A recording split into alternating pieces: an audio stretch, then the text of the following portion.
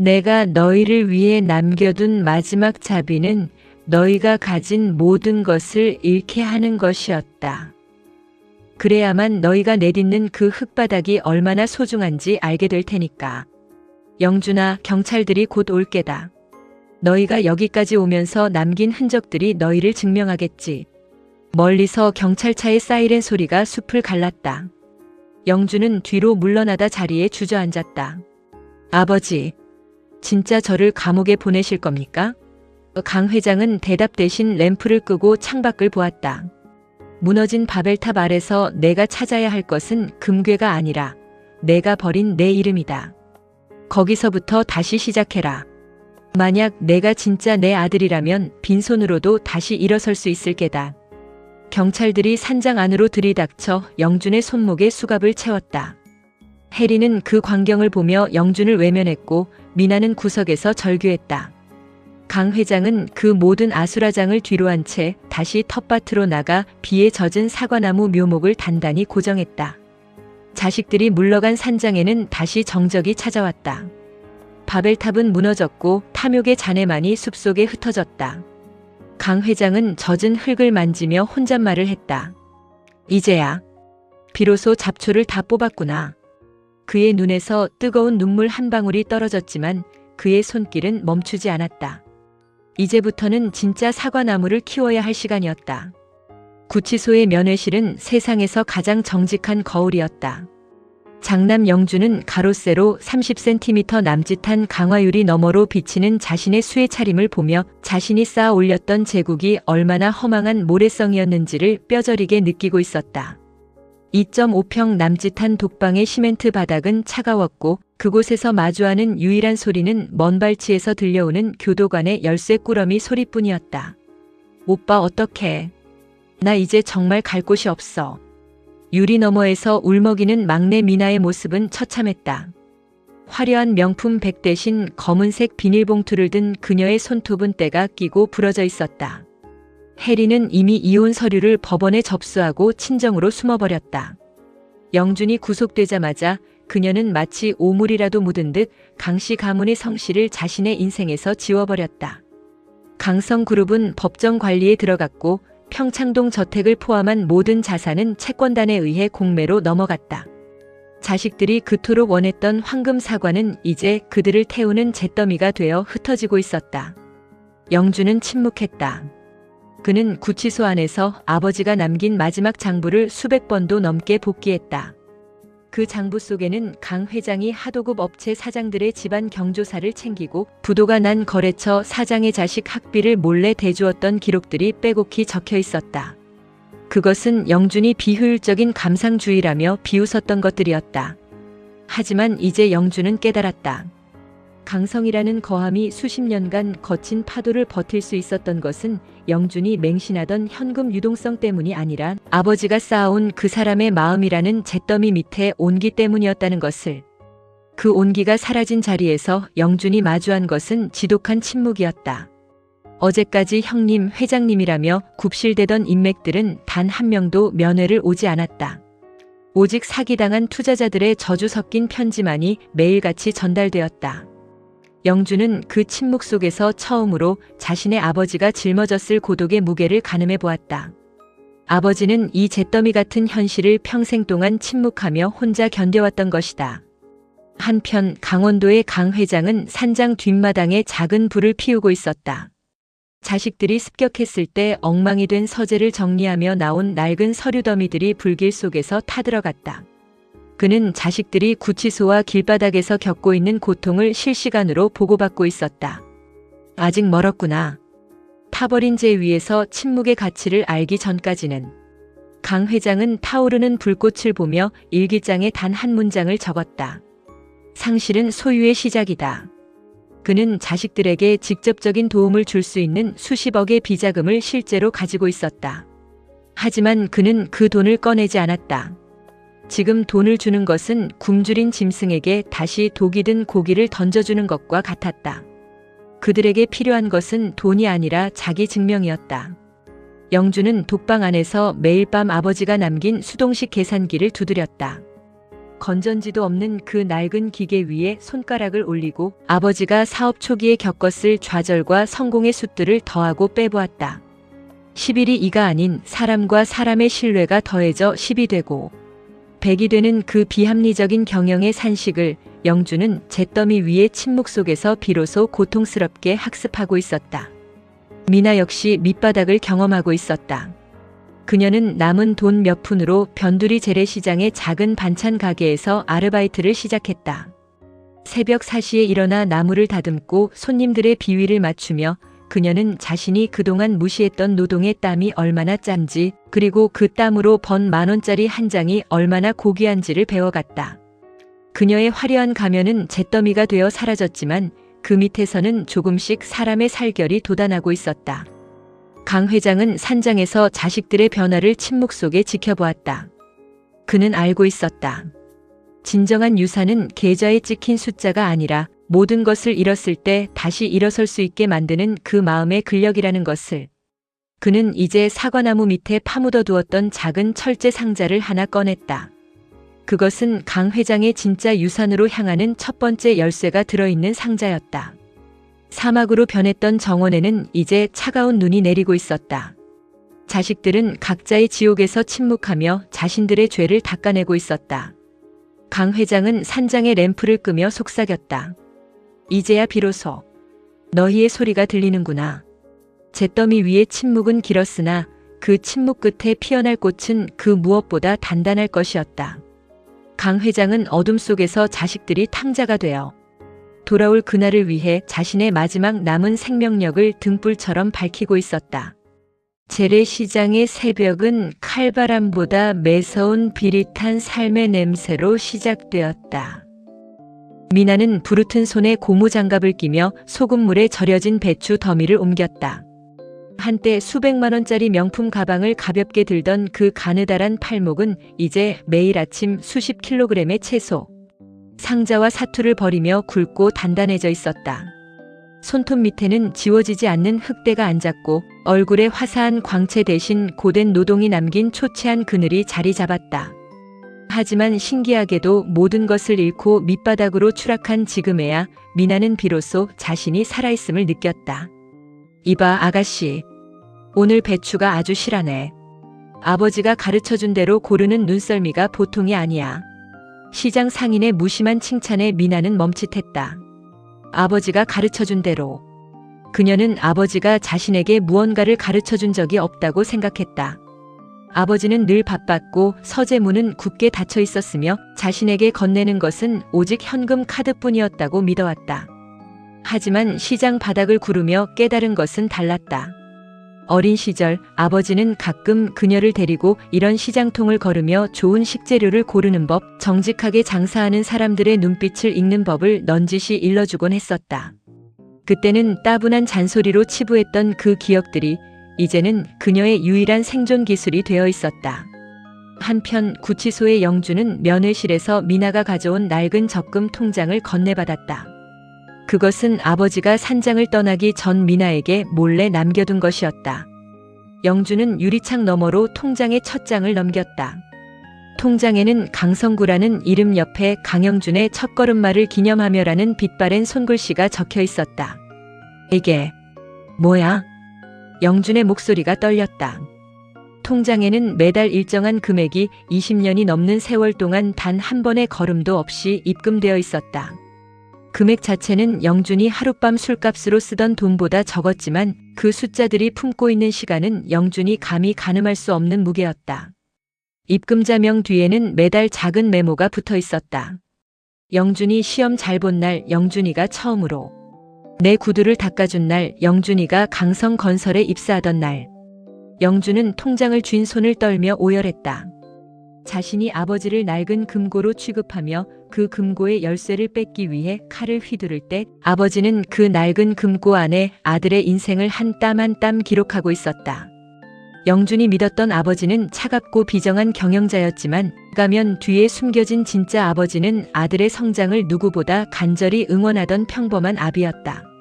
그 시각 강 회장은 산장에서 마지막 서류를 정리하고 있었다. 그것은 자식들이 그토록 찾아 헤매던 비자금의 최종 명세서였다. 하지만 그 명세서가 가리키는 곳은 스위스 은행의 비밀 계좌가 아니었다. 그것은 강 회장이 평생 동안 몰래 후원해온 실패한 창업자들을 위한 재기 펀드와 소년 소녀 가장들을 위한 장학재단의 기부 증서들이었다. 강 회장은 자식들에게 돈이라는 가면을 씌워 그들의 본성을 시험했다. 그리고 자식들이 그 가면의 무게에 짓눌려 무너졌을 때 그는 비로소 가면 뒤에 숨겨두었던 인간의 가치를 드러내기 시작했다. 그는 영준에게 전달된 적금 통장과 미나에게 남겨진 시장의 인맥들을 통해 자립의 의지를 보이는 자식들에게만 열리는 진짜 유산의 문을 설계해 두었다. 아버지는 우리가 망하기를 기다리신 게 아니었어. 미나는 시장 한복판에서 아버지가 남긴 메모를 읽으며 깨달았다. 메모에는 이렇게 적혀 있었다. 미나야, 사막에서는 보석이 아니라 물을 찾는 법을 배워야 한다. 내가 스스로 우물을 팔 줄 알게 될 때 비로소 이 아비의 정원은 내 것이 될 게다. 영준 역시 구치소의 독방에서 아버지가 남긴 수동 계산기를 다시 두드렸다. 이제 그가 계산하는 것은 계열사의 지분율이 아니었다. 자신이 잃어버린 시간, 아버지가 홀로 짊어졌던 고독, 그리고 자신이 짓밟았던 수많은 사람의 눈물이었다. 영준은 계산기의 숫자가 0이 될 때까지 손가락을 멈추지 않았다. 모든 오만과 탐욕을 덜어내고 남은 0의 자리. 그곳이 바로 아버지가 원했던 새로운 시작의 지점이었다.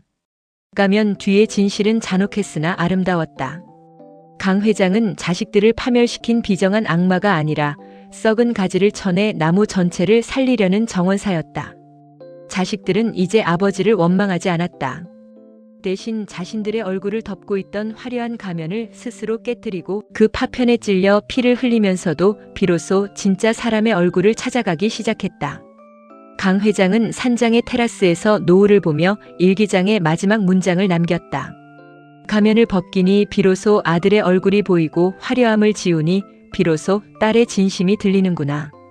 이제 잔치는 정말 끝났다. 그리고 비로소 삶이 시작되려 한다. 산장의 정원에는 어느덧 겨울이 가고 대지에 미지근한 기운이 돌기 시작했다.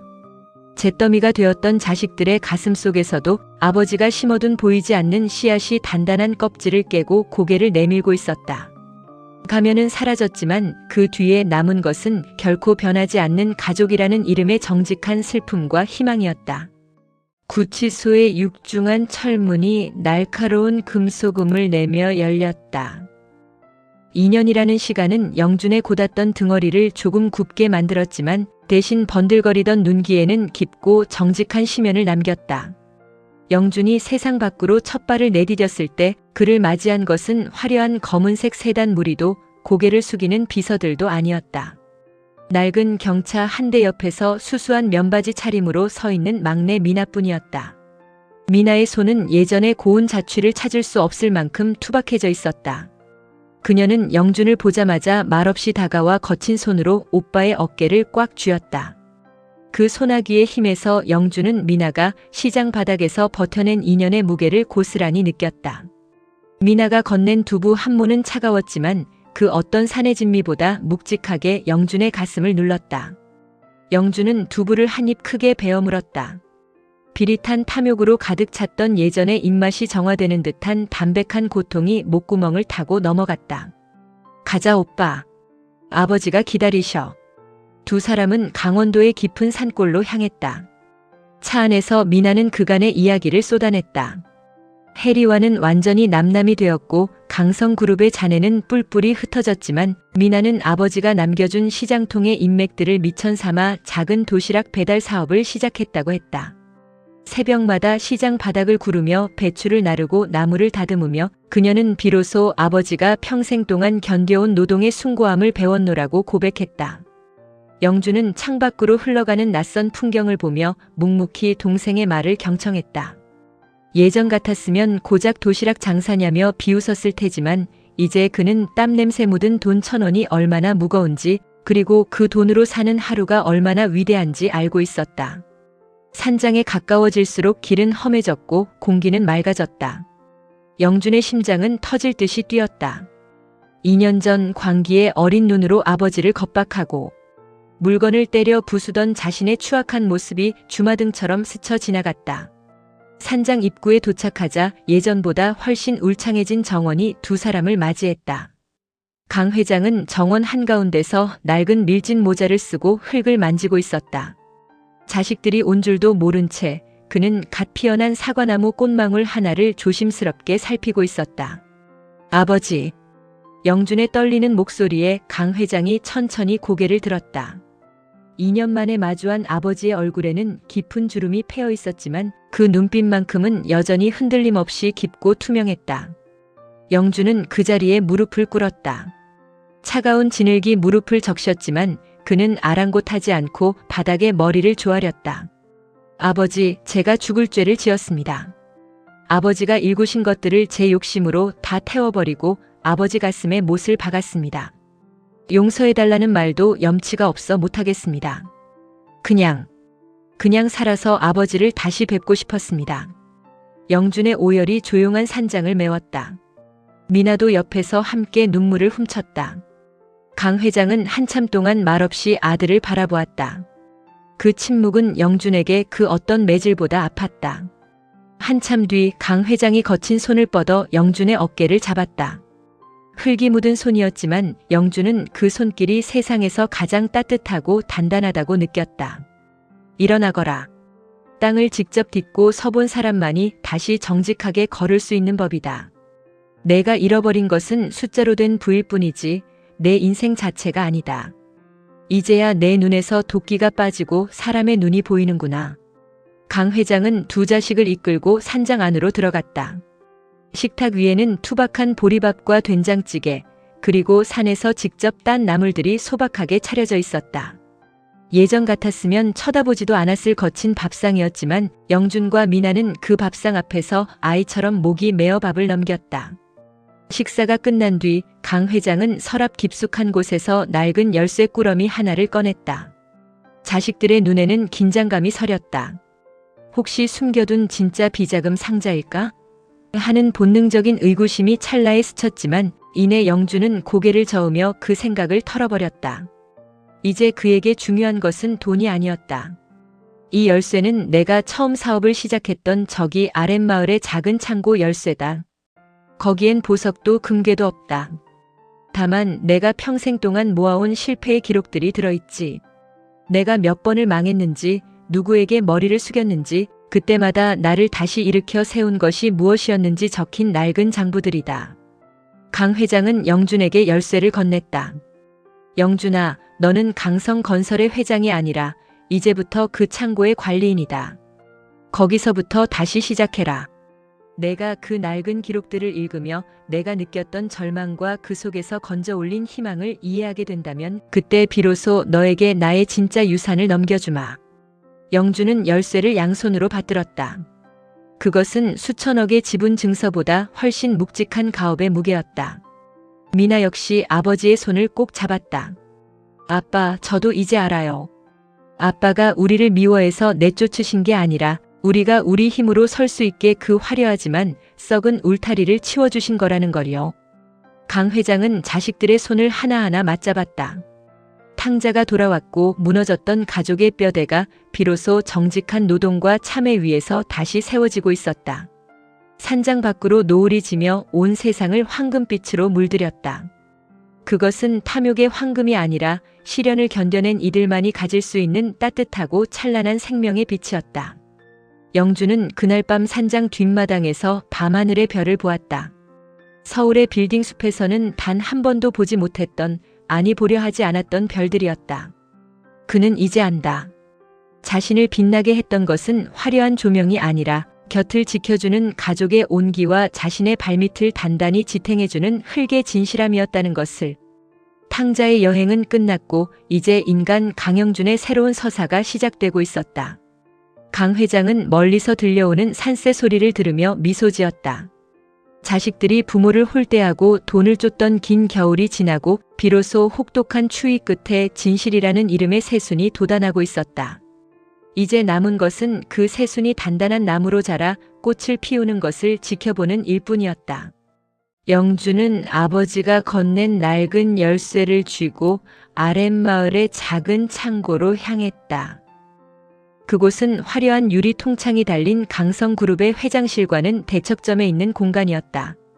곰팡이 냄새가 배어있고 지붕에서는 비가 새는 소리가 들리는 척박한 창고. 하지만 그곳에는 강 회장이 40년 전 맨손으로 세상과 맞서 싸울 때 사용했던 낡은 책상과 수십 권의 업무 일지가 고스란히 보관되어 있었다. 영주는 그곳에 야전 침대를 하나 들여놓고 스스로를 유폐시켰다. 일지 속에는 성공한 기업가 강성구가 아닌 생존을 위해 발버둥치는 가장 강성구의 비명이 적혀 있었다. 오늘도 자재 대금을 구하지 못해 거래처 사장 앞에서 3시간을 무릎 꿇었다. 영준이가 초등학교에 들어가는 날인데 새 가방 하나 사주지 못하는 내 손이 원망스럽다. 영준은 그 대목을 읽으며 꺼느끼듯 울었다. 자신이 명품 가방을 당연하게 요구하고 외제차를 선물로 받으며 아버지를 무뚝뚝한 돈줄로 여겼던 그 시절, 아버지는 자식의 자존심을 지켜주기 위해 자신의 자존심을 낱낱이 도려내고 있었던 것이다. 영주는 창고에 있는 낡은 기계 부품들을 닦으며 사업의 본질을 다시 배웠다. 그는 더 이상 거창한 경영 전략을 논하지 않았다. 대신 마을 사람들의 고장난 농기계를 수리해주고 아버지가 남긴 기록 속의 기술자들을 일일이 찾아다니며 고개를 숙였다. 강성구 회장의 아들 강영준입니다. 아버지가 진 빚을 갚으러 온 게 아니라 아버지가 가졌던 그 마음을 배우러 왔습니다. 처음에는 문전박대를 하던 이들도 손톱 밑에 시커먼 기름때가 낀 영준의 진심. 어린 눈빛에 하나둘 마음을 열기 시작했다. 그렇게 3년이 흘렀다. 영준은 아버지가 남긴 기술 특허와 마을 사람들의 신뢰를 바탕으로 작은 친환경 농기구 회사를 설립했다. 화려한 상장은 없었지만 그가 만든 도구들은 농민들 사이에서 정직한 물건으로 입소문이 났다. 미나 역시 반찬 가게를 번듯한 사회적 기업으로 키워냈다. 홀몸 어르신들에게 도시락을 배달하며 그녀는 과거에 자신이 버렸던 정순의 김치찌개 같은 온기를 세상에 나누고 있었다. 어느 봄날 강 회장은 자식들을 산장 뒤편의 사과나무 아래로 불렀다. 그 나무는 강 회장이 처음 산장에 왔을 때 심었던 것으로 지독한 가뭄과 태풍을 견디며 비로소 하얀 꽃망울을 터뜨리고 있었다. 강 회장은 눈에 띄게 수척해져 있었지만 표정만큼은 그 어느 때보다 평온했다. 영준아, 미나야. 너희가 오늘 이 꽃을 보러 와주어 정말 고맙구나. 강 회장은 떨리는 손으로 영준의 거칠어진 손등을 어루만졌다. 이제야 알겠느냐? 황금 사과는 나무를 썩게 하지만 땀 흘려 키운 이 하얀 꽃은 사람을 살린다는 것을. 너희는 이제 사막에서도 꽃을 피울 수 있는 사람이 되었다. 그것이 내가 너희에게 남기는 유일하고도 위대한 진짜 유산이다. 그날 밤 강 회장은 자식들이 지켜보는 가운데 깊은 잠에 들 듯 평화롭게 생을 마감했다.